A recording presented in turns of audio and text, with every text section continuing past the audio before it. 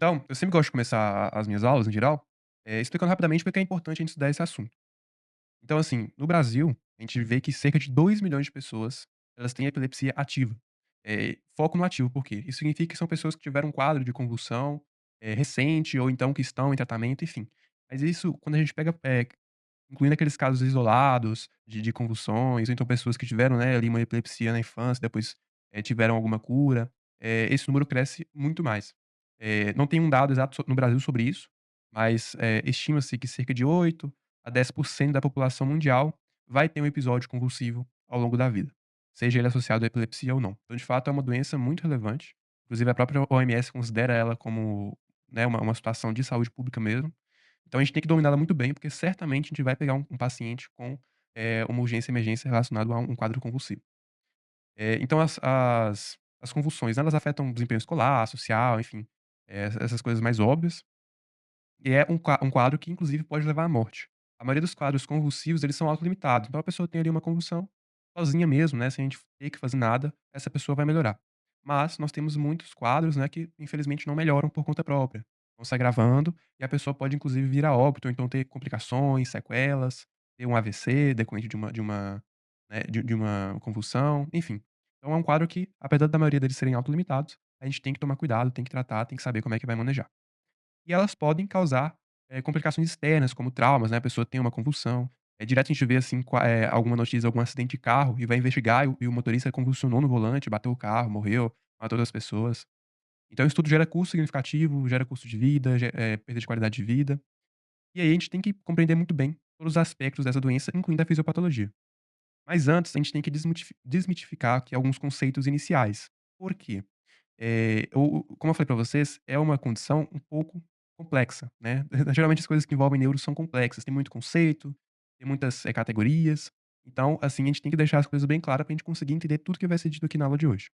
Então é o seguinte, bora lá. A convulsão, também chamada de crise epiléptica, ela é aquela atividade elétrica normal que acontece no cérebro, é de fato aquele episódio ali clássico, né, então a pessoa fica tremendo, salivando, é de fato ali, a crise convulsiva, tá? Geralmente, esse fenômeno, né, esses espasmos, enfim, a gente vai ver que tem vários tipos de crises convulsivas, eles estão associados à epilepsia, mas isso não é via de regra. Nós temos outras causas, né, outros fatores que causam convulsão, TCE, AVC, tumores, algumas doenças, alguns distúrbios hidroeletrolíticos, eles podem causar, convulsões no paciente, uso de algumas substâncias, drogas. Então, assim, a gente não pode associar convulsão com epilepsia. Toda epilepsia é uma convulsão, mas nem toda convulsão é uma epilepsia, e eu preciso que vocês consigam, né, compreender isso muito bem. Então a epilepsia, ela é uma doença, tá, é uma doença crônica do sistema nervoso central, ela é caracterizada pela predisposição desse paciente em ter ali crises convulsivas ao longo da vida, ou epilépticas, né, é a mesma coisa. Então não são provocadas por causas agudas. Nós temos um outro conceito, que é também um conceito muito importante, que é o conceito de estado de mal epiléptico, ou também chamado de M, ou estados epiléticos, que é justamente a complicação aguda desta convulsão. Então ela é caracterizada quando o paciente ele tem um episódio convulsivo, superior a 5 minutos, ou então quando ele tem vários episódios convulsivos que começa um, acaba outro, né, perdão, acaba um, começa outro, e assim vai. Então é de fato, esse aqui é a nossa grande preocupação, é a causa aí de atendimentos, né, urgência e emergência, de convulsões, né. Então, assim, outros conceitos importantes também que vocês provavelmente já ouviram, que é o estado pré-ictal ou período pré-ictal, ou também chamado de prômodo ou então de aura, que é justamente um período que ele vai anteceder a convulsão. A gente vai descrever um pouco mais ali posteriormente, mas talvez vocês já ouviram falar sobre isso, que algumas pessoas elas sentem um mal-estar antes de ter alguma convulsão, sentem algum sintoma, é justamente esse estado pré-ictal. Digamos assim, uma preparação do corpo para ter ali, o episódio convulsivo. O estado ictal, ou o período ictal, ele vai se referir especificamente ao período convulsivo. Então é de fato aquele período ali que o paciente está tendo espasmos, tendo alguma, condição neurológica ali aguda. E o estado pós-ictal, né, se o pré vem antes da convulsão, o pós ele vai vir depois da convulsão, que é um período, um estado que o paciente ele fica após ter uma convulsão. Então, muitas vezes ele fica confuso, ele fica sonolento, isso aí já é, digamos assim, faz parte da fisiopatologia da doença. Nós temos também as crises psicogênicas não epilépticas ou pseudocrises. São basicamente aqueles pacientes psiquiátricos, eles, meio que, né, fingem ter ali uma questão, de convulsiva, mas por um aspecto totalmente psiquiátrico mesmo, psicológico.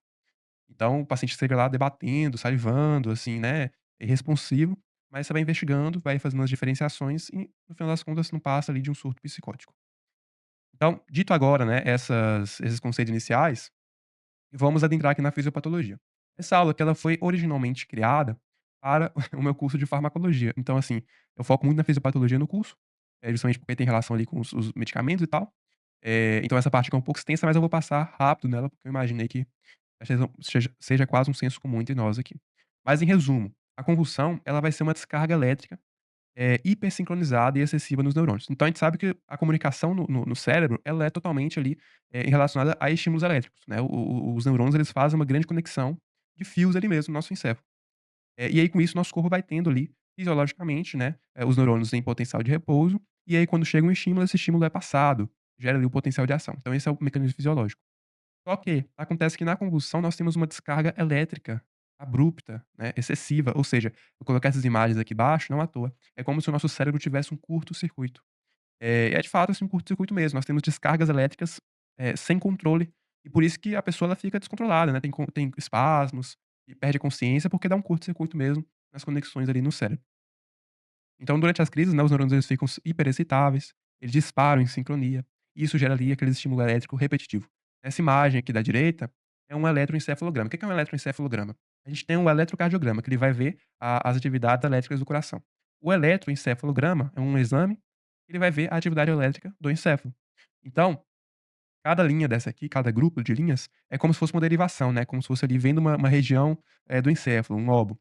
E aí com isso, veja que, nos demais lobos, as linhas elas estão seguindo ali um padrão, estão, né, baixas, com uma frequência, normal, porém nessa região, tá, nós temos aqui um distúrbio, né, uma anormalidade desses estímulos elétricos, e é justamente isso que a gente vê, no eletroencefalograma de um paciente que está convulsionando. A gente tem aumento de picos elétricos bem desordenados, tá. Esse paciente aqui no caso tem uma convulsão focal, porque ele está pegando somente uma região do cérebro. Quando nós estamos falando de uma convulsão generalizada, que pega o encéfalo todo, todas as linhas aqui elas ficariam bem desorganizadas, mas isso a gente vai ver um pouco mais ao longo da aula. Então aqui ó, justamente o que eu estava falando, esqueci que tinha essa imagem aqui. Então aqui o eletroencefalograma, né, essa região aqui de baixo é normal, se eu pegar um eletroencefalograma meu vai estar justamente desse jeitinho, tá, as linhas baixas, ordenadas e tal. O paciente que tem uma convulsão, as linhas começam a ter uma frequência maior, uma intensidade maior e ficam desse jeito. Nesse caso aqui da esquerda, é um paciente tendo uma crise parcial, uma crise focal, ou seja, somente um lobo do cérebro dela, somente uma região do cérebro dela tá dando curto-circuito. Então veja que somente essa região aqui no encefalograma fica alterada. E aqui na direita nós temos um paciente tendo uma crise generalizada, ou seja, todo o encéfalo dela está em curto-circuito, que é a crise mais comum. E aí você vê que no eletroencefalograma todo ele, né, todas as derivações, elas ficam alteradas. Mas beleza, a gente entendeu o conceito, entendeu mais ou menos o que que é, mas por que que isso acontece, né? Não é normal o cérebro entrar em curto-circuito. Nós temos algumas explicações rápidas. A primeira delas é em relação a disfunções em canais iônicos. Quando a gente pega lá o potencial de ação, ele é gerado justamente por influxo e refluxo de íons. Então é o sódio entrando, o potássio saindo, né. Nós temos ali a atuação de magnésio, de cálcio, outros íons também, nesse processo. Então quando eu tenho uma disfunção hidroeletrolítica, por exemplo, eu vou estar propiciando esse distúrbio elétrico no cérebro. Ou quando eu tenho, por exemplo, algumas disfunções em canais de sódio, em canais de potássio, canais de magnésio, cálcio, essas disfunções em canais vai justamente, então, fazer uma descarga elétrica ruim no cérebro e vai causar, então, esse curto-circuito. Nós temos aí alguns genes, por exemplo, que formam os canais, eles podem ser mutados e nós temos, então, as epilepsias genéticas, certo? Por exemplo, aqui nos canais de sódio, nos canais de potássio. No caso aqui do magnésio, o magnésio ele vai fazer um bloqueio, do receptor NMDA. Este receptor NMDA no cérebro, ele é um receptor excitatório, então ele vai estar excitando as atividades cerebrais, as atividades elétricas. O magnésio, fisiologicamente, ele bloqueia esse receptor.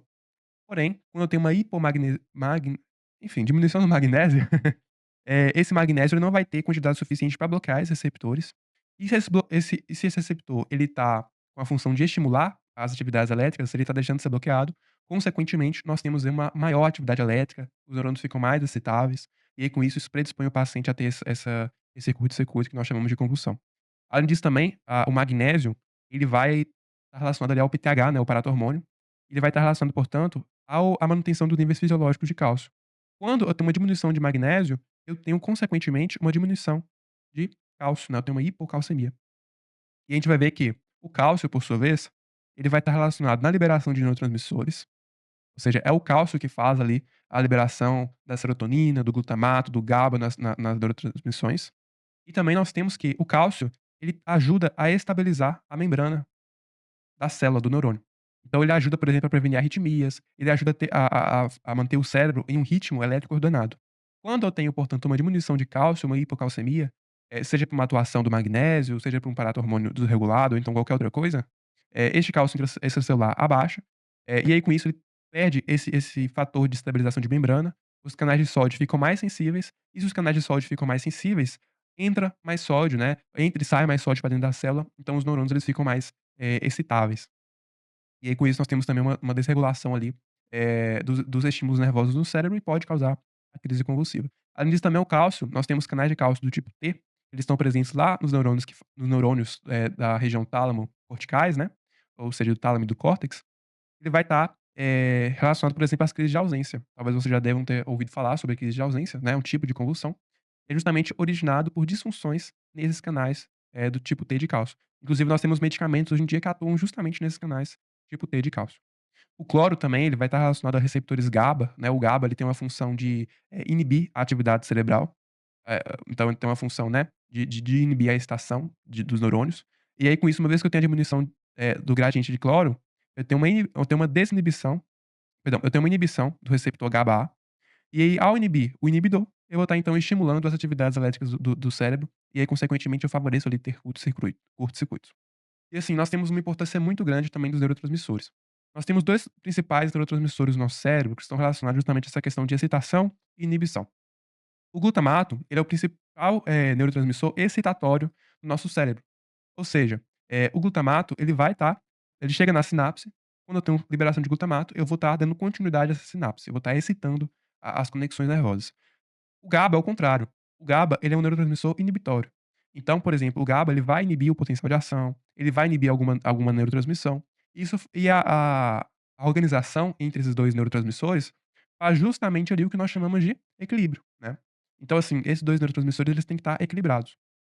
Se eu tenho, por exemplo, um aumento de glutamato em relação ao GABA, não, então o glutamato se mantém estável, mas GABA diminui, enfim, se eu tenho disfunção entre esses 2 neurotransmissores, pendendo mais para o lado de excitabilidade, eu vou estar favorecendo esse cérebro a ficar mais hiperexcitável e a ter, portanto, quadros convulsivos.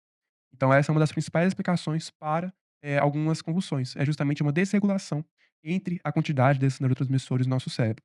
Nós temos também outros neurotransmissores que vão estar atuando nessa regulação de excitabilidade e inibição. A serotonina, noradrenalina, acetilcolina e outros, né, mas principalmente o GABA e o glutamato. E novamente, a maioria dos fármacos, eles vão atuar aqui, né, eles vão estar regulando a quantidade de glutamato e GABA. Por exemplo, os benzodiazepínicos, né, que são aqueles responsáveis ali por fazer a a correção, né, do da crise convulsiva aguda. Eles são inibidores, perdão, eles são, estimuladores do GABA. Então, com isso, nós temos aí, que ele vai estimular a inibição. Então ele vai estar melhorando essa questão elétrica do cérebro. Nós temos aqui também a questão da neuroinflamação. Então a neuroinflamação, ela vai fazer justamente, o que nós acabamos de falar. Ela vai predispor o paciente, por exemplo, a ter alterações nos canais iônicos. Então nós temos que na neuroinflamação, por exemplo, associada a uma meningite ou algum outro processo infeccioso, inflamatório, as citocinas inflamatórias, elas modulam, elas alteram o canal de cálcio, o canal de potássio, o canal de sódio. Isso também, essas alterações vai propiciar o paciente a ter, processos aí de convulsão. A disfunção GABAergética, né, ou então GABAérgica, ou então de glutamato, elas também vão fazer essa questão de estimular o processo convulsivo. E na neuroinflamação nós temos justamente aí uma maior secreção de glutamato e uma menor secreção de GABA. Então a gente vai estar propiciando o paciente a ter convulsão.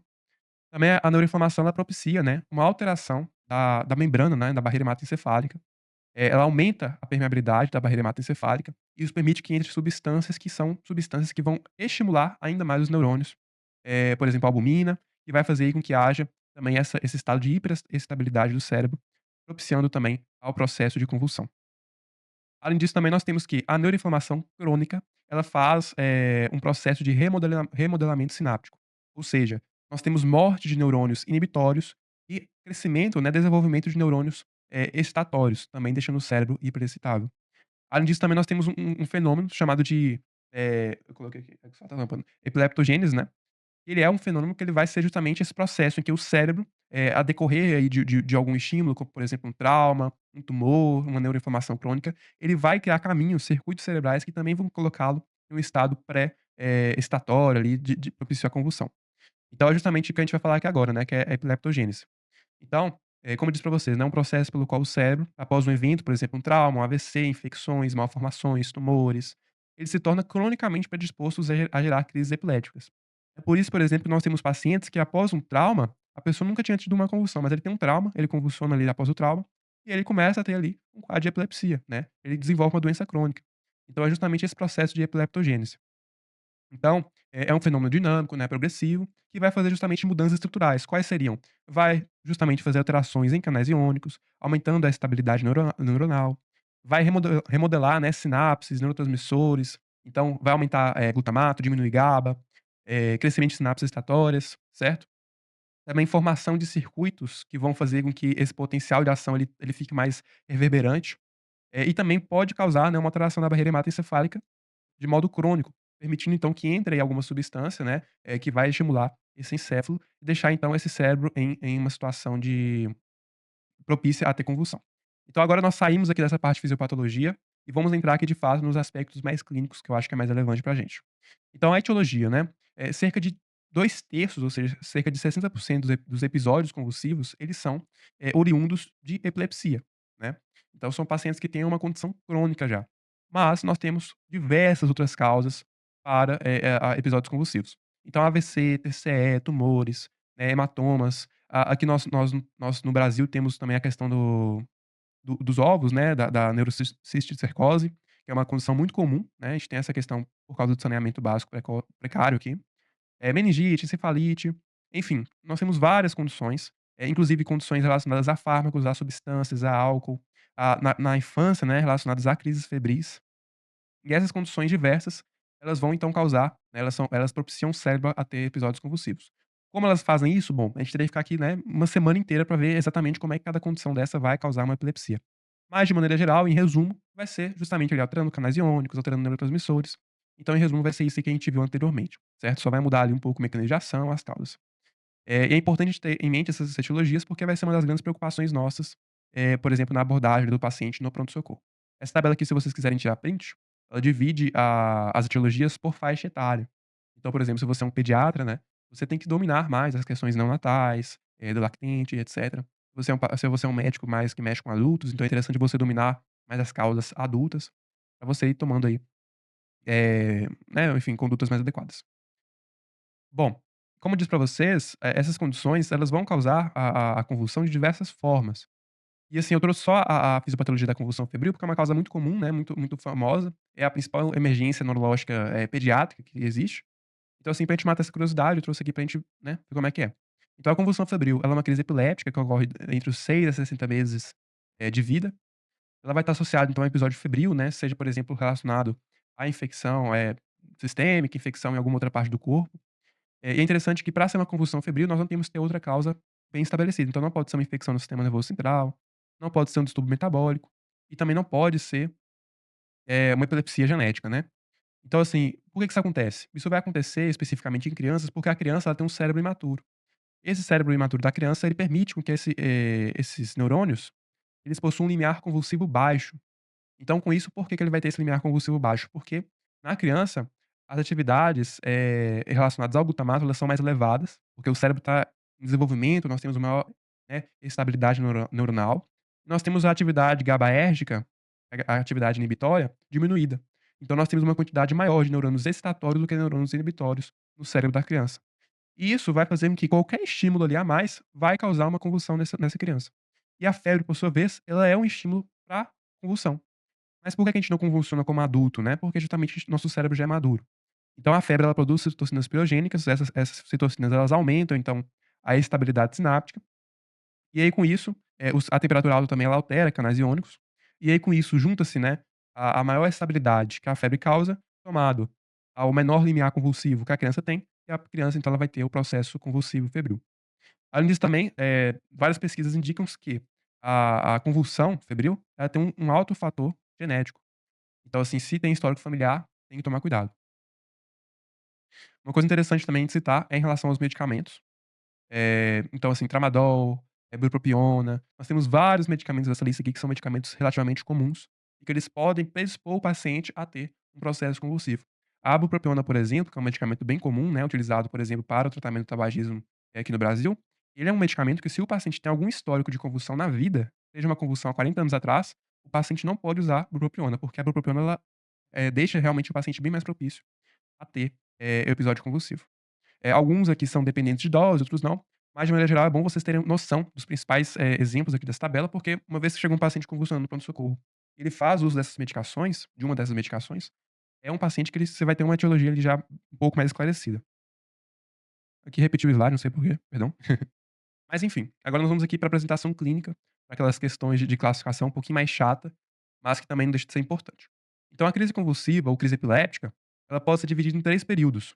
Então vai ser o período pré-ictal, o período ictal e o período pós-ictal. Então vamos começar falando aqui sobre o período pré-ictal, né, que nós chamamos também de pródromo ou aura. Então o período pré-ictal, ele vai ser o intervalo, né, que precede a crise convulsiva.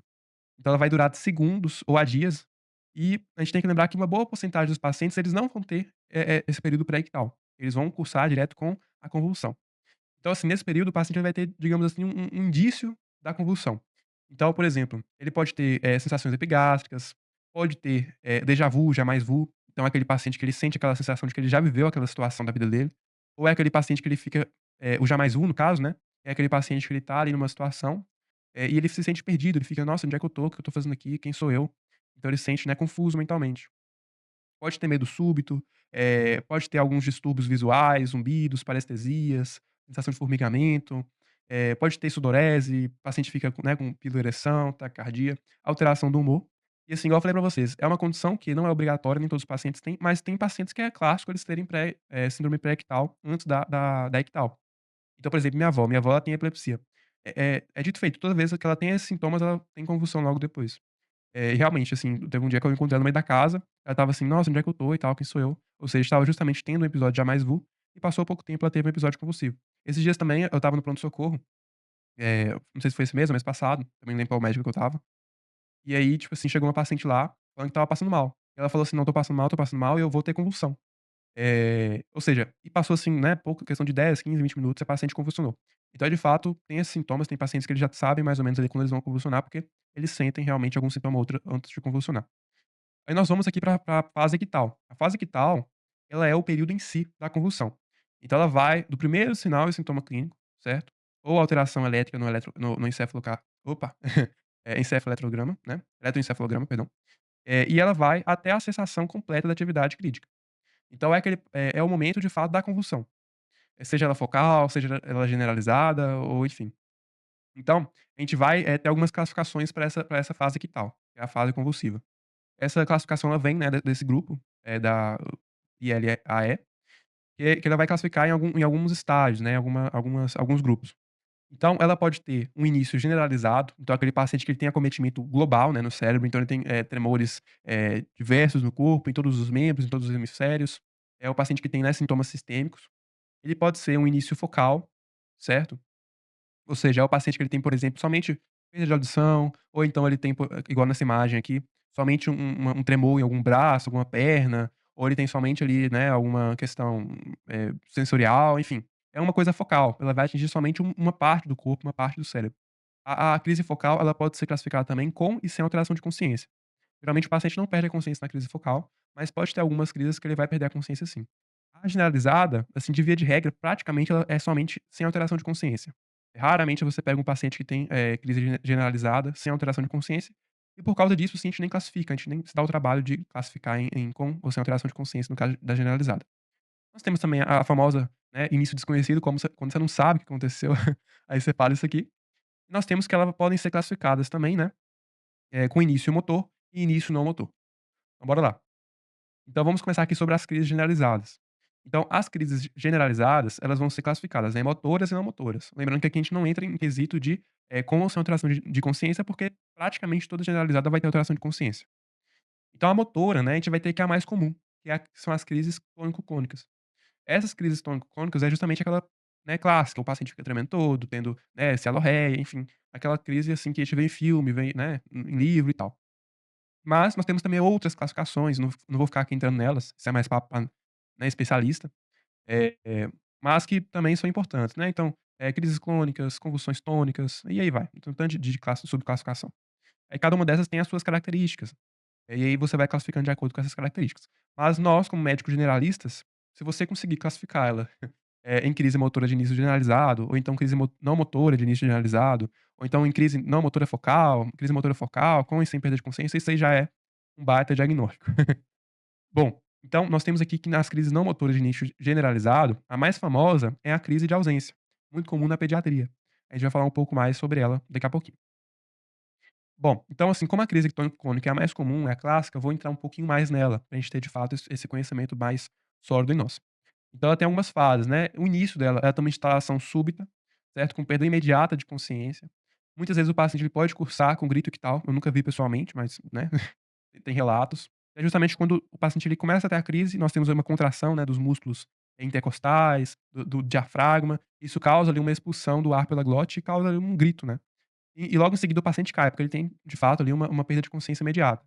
É justamente o que demonstra nessa imagem. Ela tem 2 fases, a fase tônica. A fase tônica é caracterizada por rigidez muscular, então pode ser uma rigidez em extensão ou em flexão, certo? O paciente pode cursar com apneia, porque tem ali, né, uma disfunção dos músculos intercostais, né, do diafragma. Pode cursar com midrias, olhar fixo. Pode cursar com trismo, né, com termoledura da lateral da língua, inclusive isso aqui é meio importante, porque vai nos indicar um pouco mais, por exemplo, diferenciar essa crise em relação a uma síncope, né. Cialorreia, pode ter perda esfincteriana, então assim, é aqueles achados bem clássicos. Na fase clônica, nós temos então, a perda dessa rigidez, muscular e começa então movimentos rítmicos bilaterais, né, dos membros. Então é aquele paciente que ele vai ter, né, primeiro uma fase de rigidez, seja extensão ou flexão, e depois ele vai começar a tremer os membros. É um tremor rítmico, tá, e que ele começa, uma frequência alta, certo, uma amplitude baixa, ele vai então se tornando cada vez mais lento, uma amplitude cada vez maior, até que ele para. Depois nós temos uma retomada irregular da respiração, pode ter cialorreia, pode ter perda esfincteriana, né. E por fim, a crise tônico-clônica cessa, certo, com relaxamento global e o paciente entra ali na fase pós-ictal. Na crise de ausência, eh, essa imagem aqui, ela é bem didática, porque é uma crise que ela acontece principalmente em crianças, e o próprio nome dela é sugestivo. O paciente ele fica meio que ausente, é como se ele desconectasse do corpo dele. Mas ele não tem aquela movimentação, não tem aquela, né, aquela coisa grosseira igual acontece na tônico-clônica. Então é o paciente que ele apresenta parada súbita da atividade e com um olhar fixo em alguma região. Então essa menina aqui, né, por exemplo, ela estava ali escrevendo na escola, e aí com isso ela do nada ela para e fica fixa, né, fica travada, digamos assim, e com o olhar fixo, tá. O paciente ele pode ficar com o olho bem aberto, então com o olho um pouquinho mais fechado, igual essa menina. É um paciente que ele tem perda de consciência de fato, então tipo, ele fica, né, você chama, fala: "Fulano" e tal, a pessoa não responde, é como se a pessoa desconectasse do corpo mesmo. Pode ter alguns automatismos, né, então a pessoa começar a piscar rápido, pode ter uma mastigação discreta, a pessoa mexer um pouquinho os dedos. E é interessante que a pessoa, ela é como se desse uma pausa e depois ela voltasse o que ela estava fazendo. Então, a pessoa tá falando uma frase, a pessoa para de falar a frase e no que ela sai da crise ela continua a frase de onde ela parou. É como se não tivesse acontecido nada pra ela, sabe. É bem interessante. É como se a pessoa tivesse congelado ali no tempo. E é interessante também que essa crise ela pode ter desencadeantes comuns. Por exemplo, se você pede para o paciente fazer hiperventilação, começar a respirar rápido, né, esse paciente ele pode ter a crise, né. Isso tem uma explicação fisiológica lá, não vou entrar em detalhes aqui agora, mas tem relação, por exemplo, à questão da concentração de CO2 e O2 no sangue. Isso causa ali uma disfunção no cérebro e vai causar a crise. E uma coisa interessante é que nessa crise nós não temos período pré-ictal ou pós-ictal relevante. É uma crise, assim, um pouco mais tranquila, porque também não tem chances muito grandes de ter algum acometimento neuronal, de ter morte neuronal e tal. Mas realmente tem que tratar, né, porque não deixa de ser uma coisa que prejudica a criança. Agora nós vamos aqui para a crise focal, né, então a gente saiu das crises generalizadas e vamos entrar aqui nas crises focais ou parciais. Então elas podem ser divididas em 2 grupos, né. São aqueles grupos de consciência, crise de consciência focal, né, ou então crise parcial simples, que é aquele paciente que tem a crise, né, então ele tem ali o episódio convulsivo, mas ele permanece acordado, ele está ciente de tudo que está acontecendo. E nós temos as crises focais com comprometimento de consciência, que são aquelas crises parciais complexas. Aquele paciente que ele tem uma crise focal, mas que ele perde a consciência. E ela pode ser classificada também em motora e não motora, né. Então nós temos aqui vários grupos que vai estar relacionado aí o que o paciente está acontecendo. Então pode ser, clônica, então um movimento brusco, né, de um membro específico, ou pode ter então, a questão de rigidez muscular de um membro específico, enfim, né, e tem diversas apresentações clínicas. Pode ter somente uma coisa sensorial, e nós temos as não motoras. E aí tem, né, a disfunção autonômica, a parada comportamental, disfunção cognitiva, então a pessoa ela fica meio afásica, tem disfunção de linguagem, ou a pessoa fica cega de um olho, tipo, né, umas coisas bem loucas assim, mas que no final das contas passa. Eh, e é interessante que na crise focal, a depender do sintoma, a gente consegue presumir o local da disfunção. Isso aqui também é coisa mais de neuro, né, do especialista, mas eu acho interessante. Então, por exemplo, se o paciente teve ali alucinações olfatórias, aí vai ser lá na porção anteromedial do lobo temporal e tal, mas isso aí também a gente consegue ver, distinguir, no eletroencefalograma. Bom, então aqui pra ficar bem claro pra gente, essas 2 imagens aqui, né, nosso saudoso ChatGPT, esse paciente ele tá tendo uma crise focal, então veja que ele tem somente comprometimento do membro, né, esquerdo, perdão, direito. Ele tá consciente, tá sentado, então ele tá tendo aqui uma crise focal. Nesse paciente da direita, ele tá tendo uma crise, tônico-clônica. Então veja que ele tem, né, tá deitado no chão, ou seja, provavelmente caiu, teve perda de consciência, tá tendo contraturas faciais, tendo contratura de membros. Então é justamente um quadro típico aí de uma crise generalizada. E no eletroencefalograma, também, eu já comentei com vocês, não vou voltar aqui pra gente ganhar tempo. Agora no pós-ictal, né, então, o pós-ictal, ele é a fase após a crise, vai estar, relacionado ao retorno basal do paciente. Então pode ter pacientes que ficam minutos nessa fase, pode ter pacientes que eles ficam horas. Se os sintomas persistirem, né, após 24 horas ou então forem sintomas relevantes na fase pós-ictal, tem que tomar cuidado porque pode ter alguma coisa errada. Então o que que isso acontece? Veja bem, a fase ictal, né, a convulsão, ela é uma descarga elétrica abrupta no cérebro. Então, com isso, nós temos ali um consumo, por exemplo, grande de ATP, de glicose, os neurônios eles cansam, né, tem uma fadiga cerebral quando ocorre uma convulsão. Então a fase pós-ictal é justamente essa fadiga que o cérebro sofreu. Então, o cérebro ele teve um impulso elétrico muito exacerbado, e aí com isso nós temos agora a fase de inibição. Então é o cérebro tentando reatar o controle. Nós temos aumento de secreção de GABA, de adenosina, né, outros, neurotransmissores que são mais inibitórios. O consumo energético, né, elevado, a hiperpolarização neuronal, ele faz uma fadiga metabólica, acumula, né, lactato, acumula, metabólicos tóxicos, isso faz com que o paciente fique em fase pós-ictal. E também pode ter, inclusive, uma hipoperfusão temporária no cérebro, que vai estar relacionado também a essa fase pós-ictal. Então a sintomatologia é a sintomatologia de um cérebro cansado. É o paciente que tem sonolência, confusão mental, pode ter cefaleia, fotofobia, náuseas, pode ter, né, uma linguagem arrastada, afásica. Tem um quadro bem interessante que é a paralisia de Todd, que o paciente fica com uma fraqueza, né, focal transitória. Pode ter algumas paralisias, hipoestesias e também alteração do comportamento de humor. A fase pós-ictal é bem comum, é mais comum do que, por exemplo, a pré-ictal. E geralmente o paciente ele vai ficar tranquilo, ele vai ter uma fase pós-ictal, ruim, se de fato a convulsão também for ruim. Ou se tiver uma etiologia complicada, como por exemplo um AVC. Bom, agora a gente tem que prestar muita atenção nisso aqui, que são os diagnósticos diferenciais. Por quê, Marcos? Porque muitas das vezes o paciente ele vai estar, né, fazendo ali uma pseudocrise, mas que na realidade não é uma crise convulsiva. Então, eu trouxe aqui pra vocês os 2 principais diagnósticos diferenciais que a gente tem que pensar imediatamente de frente ali a toda crise convulsiva, que é síncope e crise psicogênica, né, ou então chamada de pseudocrise. Então a síncope é o bom e velho desmaio, né. E a crise psicogênica, ela vai ser aquela crise, né, que simula uma convulsão, mas que tem origem psicológica, psiquiátrica, eu comentei com vocês no início da aula. Então, a gente tem que pensar nisso obrigatoriamente, tá. Antes de medicar o paciente, antes de fazer qualquer medida, a gente tem que fazer isso. Inclusive eu estava, enquanto eu estudava pra fazer essa aula, estava vendo uma aula da USP, e o neuro lá da USP, né, falou que um estudo recente saiu, falando que cerca de 10 a 25% de muitos pacientes que, chegavam no pronto-socorro e eram tratados inicialmente como, né, um episódio convulsivo, eles na realidade tinham tido um episódio de síncope ou uma crise psicogênica. Então é, assim, um número muito relevante, né. E aí com isso imagina, beleza, o paciente chegou ali e tal, com uma supostas crise convulsiva, mas nem precisou você medicar ele, e no final das contas era uma síncope, né.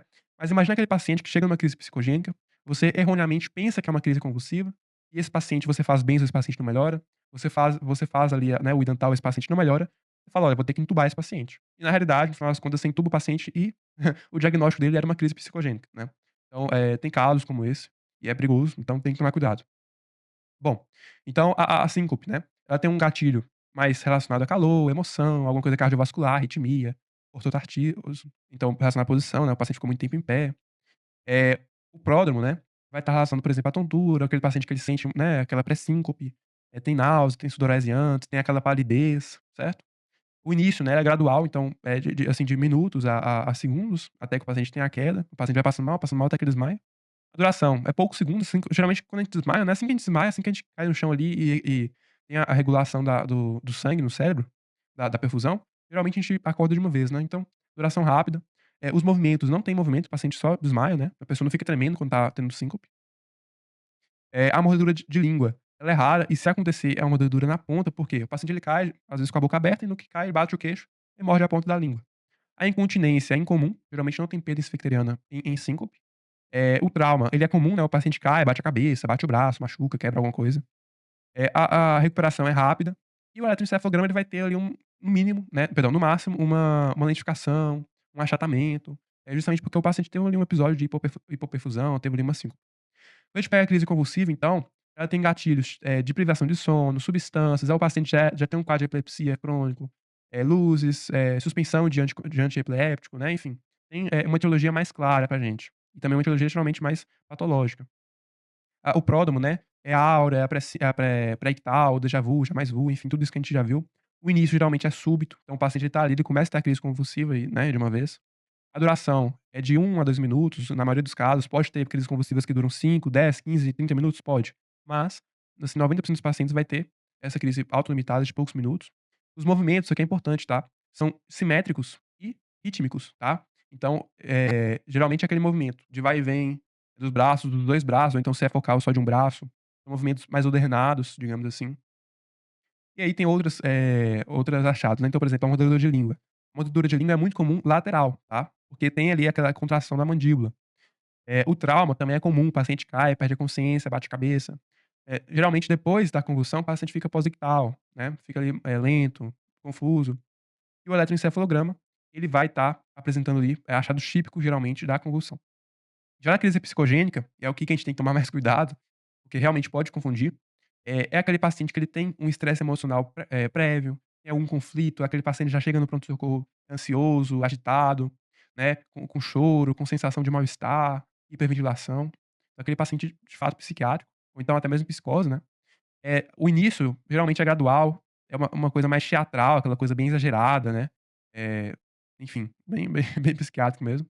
A duração geralmente é longa, é aquele paciente que não melhora rápido com medicação, né, enfim, fica ali naquela coisa por muito tempo. Os movimentos aqui também é importante a gente observar que é uma coisa assimétrica, é uma coisa fingida, né, digamos assim, é uma coisa, aleatória. Então aquele paciente que ele mexe o braço, depois ele para de mexer o braço, mexe a cabeça, depois ele gira pra lá, gira pra cá, sabe, são movimentos, assim, bem atípicos de uma convulsão, bem doidos mesmo. A mordedura de língua é rara, né, porque o paciente ele tá consciente, ele não vai ficar mordendo a língua. A incontinência também é rara, o paciente ele tem controle esficteriano. O trauma também é raro, porque o paciente ele tá consciente. Então ele não vai, por exemplo, cair de uma vez no chão, ele não vai bater a cabeça no chão, porque ele tem a proteção, né, tem uns reflexos, né, de proteção. O pós-evento, o paciente geralmente ele fica aquela coisa mais inconsciente, assim, né, relacionada à psicose mesmo, e o eletroencefalograma vai estar normal. A gente tem que ter a capacidade de diferenciar esses 3 quadros clínicos rapidamente. Bom, agora nós entramos aqui, talvez seja a parte que vocês tenham mais interesse na aula, e também, eu vou começar aqui sobre a crise aguda, e isso aqui entra em qualquer e toda crise aguda, especialmente a crise aguda não complicada. Então, nós temos alguns passos, né, eu coloquei realmente aqui, na ordem que deve ser seguido ali, na maioria dos casos. Então a gente tem que, primeira coisa, preservar a segurança do paciente da cena. Então afastar objetos e pessoas, certo? Então se o paciente caiu no chão, tem alguma poltrona, alguma coisa perto dele, afasta, porque ele pode bater o membro, pode ter algum trauma. A gente não pode usar a contenção da força, né, a gente não pode tentar segurar o paciente, conter o paciente, isso vai prejudicar ele, vai causar, alguma lesão muscular, o paciente pode cursar com mialgia, ou então pior, você tenta segurar o paciente te machuca, né. E também não colocar nada na boca, ou seja, não colocar o dedo, a língua não vai enrolar assim, né, não enfiar nada na boca do paciente, a não ser que, claro, você vai ter que fazer uma intubação. Posicionar o paciente em decúbito lateral quando possível, e a gente vai posicionar em decúbito lateral esquerdo e realizar a abertura de vias aéreas. A abertura de vias aéreas é somente você, né, levantar o pescoço do paciente, você vai então melhorar o fluxo de ar. Eh, Se o paciente estiver tendo vômito e tal, abrir um pouquinho a boca dele para ajudar a sair. E afrouxar roupas apertadas. Então aquele paciente estava usando a calça jeans, né, desabotou ali o primeiro botão, enfim, pra de fato deixar ele ter a crise dele tranquilo e não machucar ele nem machucar a gente. Importante a gente cronometrar a crise, a gente vai ver um pouco mais sobre isso no manejo da crise. Enquanto você tá ali fazendo as coisas, né, coletar informações do quadro. Então, observar os sinais e sintomas, o que que tá acontecendo, justamente também tem a gente fazer o diagnóstico diferencial, e conversar com as pessoas que estão ali perto, né, os parentes, os familiares, as pessoas que observaram. Então, muitas vezes a gente não vai pegar o paciente, assim, na maioria das vezes o paciente vai, tá convulsionando já, a gente vai chegar lá. Então a gente tem que perguntar: "Olha, como é que começou, o que aconteceu e tal". Eu vou falar um pouco mais sobre essa coleta de informações pra vocês. Isso aqui é fundamental, a gente monitorizar o paciente, então coletar os dados vitais, especialmente glicemia capilar, porque a hipoglicemia é uma causa muito comum de convulsão, e observar o paciente, né. A gente tem que ver se o paciente não tá tendo apneia, se o paciente não tá tendo saturação, se é necessário iniciar oxigênio para ele.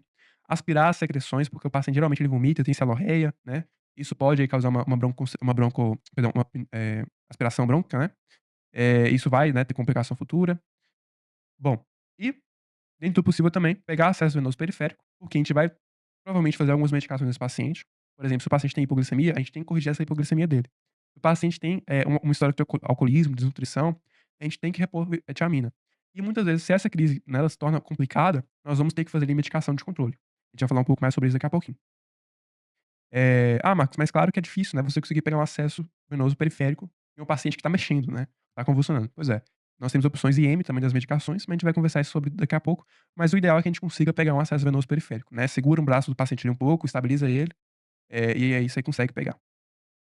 Se você estiver no ambiente pré-hospitalar, né, enfim, na escola, na rua, sei lá, é interessante acionar o serviço de emergência, o SAMU, bombeiros, evidentemente, né, priorizar o SAMU, a não ser que o SAMU esteja indisponível. Eh, Nós, como profissionais de saúde, nós conseguimos visualizar um pouco mais de quando isso vai ser necessário ou não. Mas, por exemplo, a pessoa que é leiga, é indicado que ela sempre acione, tá? Porque, aí ela vai ter um direcionamento maior. E, por fim, aguardar a resolução espontânea da crise.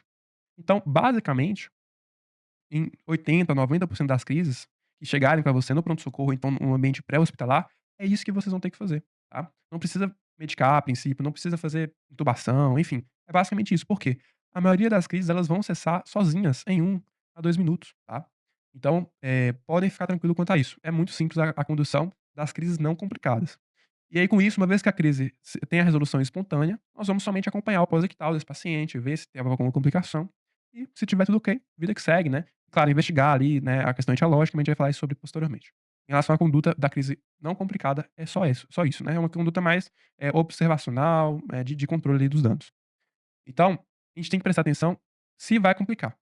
E aí, se complicar, nós vamos ter que começar o manejo dessas complicações e começar o protocolo do ME, né, ou do SE, que é o estado de mal epiléptico ou então os estados epilépticos. Mas antes de começar a falar dessa crise mais complicada, vamos falar um pouco da anamnese. Então o que que a gente tem que prestar atenção na anamnese? Essas perguntas aqui são fundamentais, nós fazemos todas. Que seria: qual é o horário de início, né, dessa crise? Então, beleza, você chegou lá, o paciente está convulsionando, faz quanto tempo que começou? Faz 1 minuto, faz 2 minutos, faz 10 minutos? Qual a duração dessa crise, né? E se teve crise em série. Por quê? Se aqui for um tempo de crise, né, maior que 5 minutos, ou tiverem 2 ou mais crises, em sequência, nós vamos classificar esse paciente já de imediato como uma crise complicada, né, como estado de mal epilético e a conduta muda. A gente vai falar um pouco mais sobre essa conduta daqui a pouco. Se não, né, se a crise tem menos de 5 minutos ou, se não tem múltiplas crises, aí realmente a gente vai fazer a conduta acima, certo? Uma conduta mais, de suporte. Como começou, né, o paciente caiu, teve TCE, o que aconteceu, né, tomou alguma substância, álcool, drogas, enfim, ou é um paciente já epilético.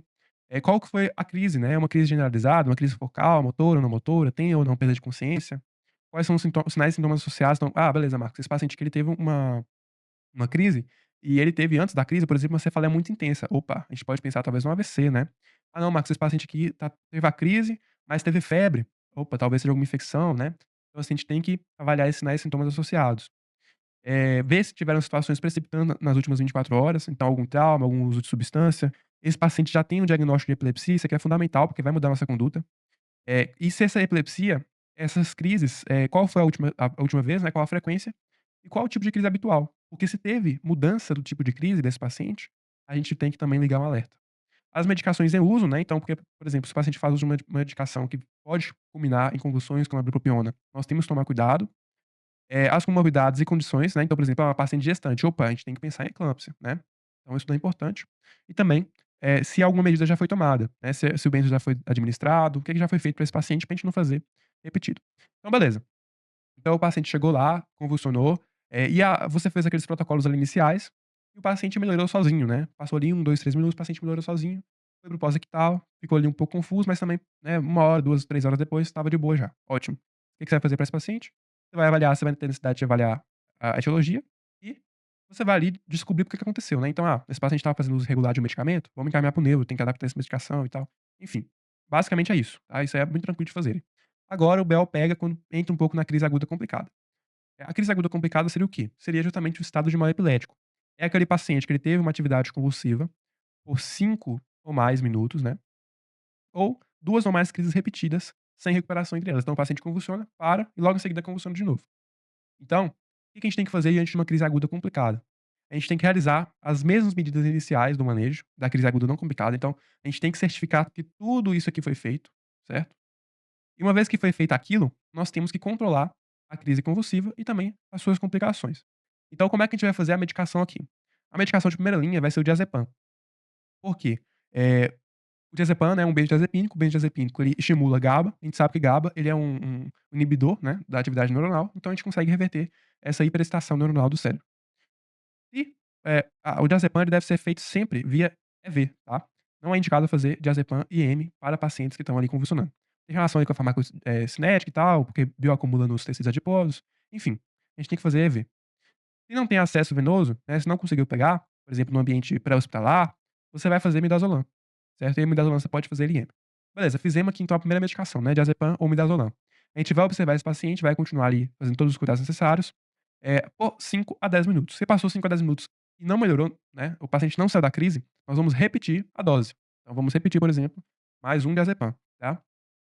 Uma coisa importante, tanto o diazepam como o midazolam, mas principalmente o diazepam, nós temos que fazer uma infusão lenta. Então é ali cerca de 2 a 3, miligramas, tá, por minuto. Então é uma infusão que o cara vai ficar injetando ali devagarzinho mesmo pra, né, não dar efeito colateral.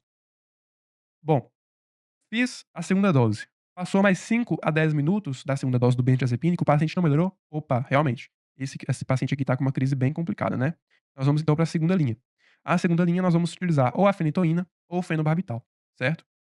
A fenitoína ela é feita de 10 miligramas por quilo. A gente vai diluir, né, em 50 ml de soro fisiológico e administrar endovenoso. O fenobarbital, a dose, né, é semelhante também, é 10 miligramas por quilo, via endovenoso. A gente vai diluir também em soro fisiológico e infundir. A infusão vai ser de 50 a 70 miligramas por minuto, tá, uma infusão um pouquinho mais lenta para também não dar efeito colateral. E aí, além disso, nós temos que avaliar a vaga do UTI, né, do CTI para esse paciente, porque é um paciente que ele tem chance de complicar, afinal de contas já fez 2 doses de benzodiazepínico e não melhorou.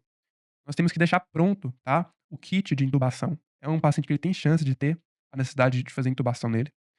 Solicitar o eletroencefalograma desse paciente, se possível, né, eletroencefalograma contínuo, e monitorização intensiva do paciente. Então, colocar, né, ali o paciente no monitor mesmo, pra fazer uma observação intensiva dele, certo? Beleza, Marcos, fiz as 2 doses de diazepam, fiz, né, a segunda linha, o paciente não melhorou. O que que eu vou fazer agora? Agora eu vou pra terceira linha. A terceira linha, eu vou fazer ela em falha de todas as terapias anteriores, ou se o paciente começar a complicar muito rápido, né, se o paciente tem uma apneia, enfim, teria uma situação bem agressiva mesmo. Aí, o que que nós vamos fazer? Nós vamos sedar esse paciente. Nós vamos fazer ou midazolam, ou propofol, ou a ketamina, né. Vamos fazer então uma dose inicial, de 0,2 miligrama quilo. A gente vai repetindo de 5 em 5 minutos até cessar as crises, ou até atingir 20 miligramas. Uma vez que o paciente cessou as crises, nós vamos então colocar, essa droga em infusão contínua, beleza? E aí a gente vai deixar então o paciente sedado, tá? Nessa fase aqui a gente já precisa fazer a intubação orotraqueal do paciente, tem que solicitar neuroimagem, tem que solicitar uma TC, uma ressonância, tem que fazer monitorização em UTI, tem que fazer acesso venoso central, monitorização com eletroencefalograma, manejar, né, as demais complicações desse paciente e, obrigatoriamente, também fazer investigação etiológica. Bom, então beleza, agora vamos aqui pra fase pós-ictal. A gente tem que pensar que a fase pós-ictal, né, ela vai ser aquela fase pós o episódio convulsivo. A gente tem que pensar que a maioria dos pacientes, elas vão chegar pra gente já na fase pós-ictal. Então aquele paciente que foi atendido pelo SAMU, né, o SAMU medicou, ele veio ao pronto-socorro já na fase pós-ictal.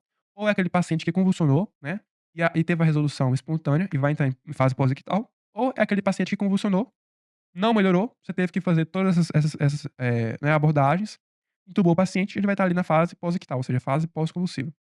Então, o que a gente tem que fazer nessa fase? A gente tem que, novamente, né, assegurar o paciente, né, e a cena, coletar as informações do quadro do paciente se ainda não tiver coletado. A gente tem que também observar, né, os sinais e sintomas da fase pós-ictal. Então, é um paciente que está prostrado, é um paciente que teve confusão mental, é um paciente que teve rebaixamento de nível de consciência, é um paciente que precisou ser entubado, então tudo isso a gente tem que avaliar. A gente vai fazer exame físico neurológico completo, por quê? Vamos supor que o paciente teve um episódio convulsivo, esse episódio convulsivo melhorou, mas o paciente ali no pós-ictal teve rebaixamento de nível de consciência, teve um Glasgow reduzido, é um paciente que está tendo algum déficit focal. Então, olha, beleza. Talvez esse paciente aqui tá tendo essa crise convulsiva por causa de um AVC, né? Por causa de alguma outra questão, nós temos que procurar, tá? Monitorizar esse paciente, dar oxigênio de saturação, aspirar as secreções, talvez o paciente pode ter vomitado, pode ter salivado, obter acesso venoso periférico, se ainda não foi realizado, e avaliar medidas iniciais, né, se todas aquelas medidas que eu citei até agora, né, tudo isso aqui se já foi realizado, beleza? Se possível também, né, solicitar avaliação da neuro, se tiver no serviço, né, o neurologista ali, ou se não tiver, uma vez que o paciente foi estabilizado, no momento da alta, você vai dar um encaminhamento para ele para fazer a investigação ali, certo? E é isso. Aí vamos aqui falar agora sobre a investigação e tratamento da etiologia. Então, quais são os pacientes que eles têm, indicação para a gente investir, né, em exames, em investigação etiológica? Bom, todo e qualquer paciente que teve a primeira crise convulsiva na vida, nós temos que fazer uma investigação profunda ali no pronto-socorro, tá? Porque pode ser um AVE, pode ser um TCE, pode ser um tumor, certo? A gente tem que fazer uma avaliação, relevante nesse paciente. Se o paciente teve um quadro complicado, né, teve um estado de mal epilético, teve um status epilépticos, ou seja, teve uma crise aguda complicada, foi entubado e tal, então precisou fazer várias medicações, nós temos que fazer investigação etiológica.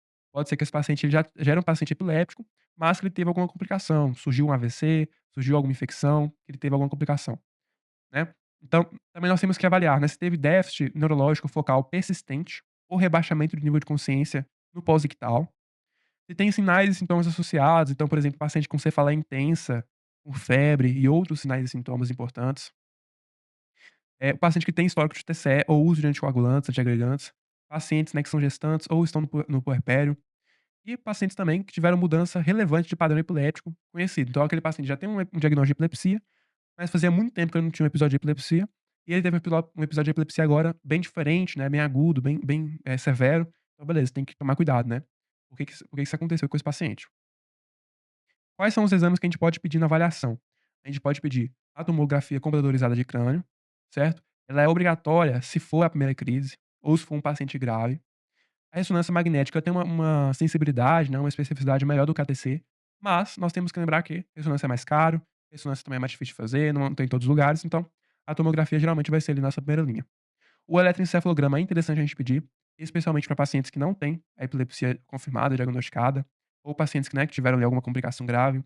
A avaliação do líquor em caso de suspeita de infecção, de meningite, níveis séricos de antiepiléticos, então talvez seja aquele paciente que já tem um diagnóstico de epilepsia, mas ele chegou lá, teve um episódio de convulsão, então a gente tem que investigar, olha, por que que esse paciente teve essa convulsão, mesmo ele fazendo o uso correto dos medicamentos? Talvez, por algum motivo, esses níveis séricos sejam diminuídos. E exames laboratoriais complementares, então glicemia, eletrólitos, né, função renal, hepática, hemograma, gasometria, creatinina, beta-HCG, né, para mulheres no caso, a prolactina. A gente pode pensar também em toxicologia para etanol e drogas, coagulograma e PCR. Então justamente a gente vai investigar aquelas etiologias que foi mostradas aqui para vocês anteriormente. Então galera, é isso, tá, em relação aqui à nossa parte de convulsão. Tentei ser bem rápido na aula, talvez ficou até um pouco corrido, mas espero que vocês tenham gostado.